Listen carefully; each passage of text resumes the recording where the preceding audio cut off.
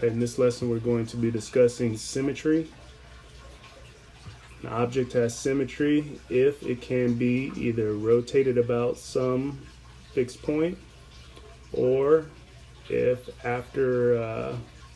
it can be rotated about some point and appear unchanged, rotated less than 360 degrees, or it can be flipped across some line so that the two halves match exactly.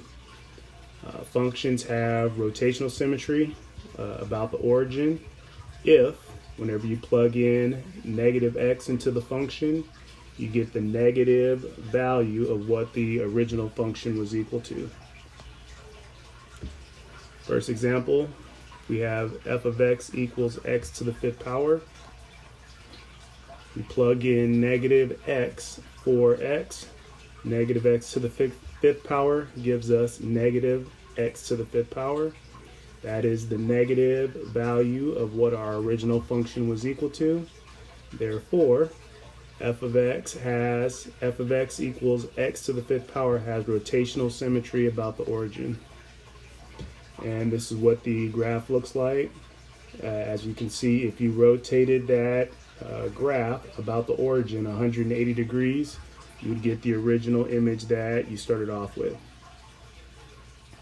Next example, g of x equals x over 1 minus x. We plug in negative x for x. We get negative x over 1 minus negative x. After we simplify, we'll get negative x over 1 plus x, which is not the negative of our original function. In the original function, the x is positive. In our once we plugged in negative x, we got negative x in the numerator, but all the values should be opposite. In the original function, we have a positive 1, and we still have a positive 1 in the denominator in our once we plugged in negative x. Therefore, that function does not have rotational symmetry. This is what the graph of that function looks like, and as you can see, you can rotate that about the origin, and you won't get the image that you started off with unless you rotate it 360 degrees. Next is line symmetry. Lines have line symmetry about the x-axis if you plug in x for x, plug in negative y for y, and it produces the same original equation. And an equation has line symmetry about the y-axis if you plug in negative x for x, and it produces the same equation that you started off with.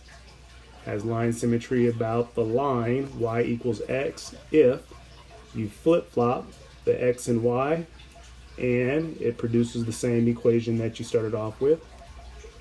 And a line has line symmetry, an equation has line symmetry about the line y equals negative x if you flip-flop the x and the y and negate them, and after doing that you still end up with the original equation that you started off with. So we're going to, in example 3, determine the line symmetry for this equation xy equals -2. So first we're going to see if it has line symmetry about the x-axis by plugging in negative y for y. When we do that, we get negative xy equals -2, which is not the original equation that we started off with. So does not have line symmetry about the x-axis. To see if it has line symmetry about the y-axis, we're going to plug in negative x for x. When we do that, we get the same thing that we got on the previous line, negative xy equals -2, and that's not the same thing as our original equation, so it does not have line symmetry about the y-axis. And we check to see if it has line symmetry about the line y equals x. We're going to flip-flop the x and the y. So I'm going to plug in y for x, I'm going to plug in x for y. When I do that and simplify it, I get the same equation that I started off with. So this equation does have line symmetry about the line y equals x. And then lastly, check to see if it has line symmetry about the line y equals negative x by plugging in negative x for y and plugging in negative y for x. When I do that, I get xy equals -2, which is my original equation. So it does have line symmetry about the line y equals -x. Next, we want to determine if the line symmetry for this equation. Again, to determine if it has line symmetry about the x-axis, we're going to plug in negative y for the y.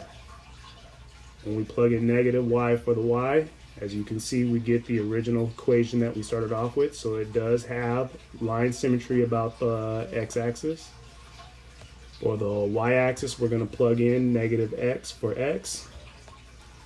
When we simplify that, we get the same equation that we started off with. So this equation does have line symmetry about the y-axis.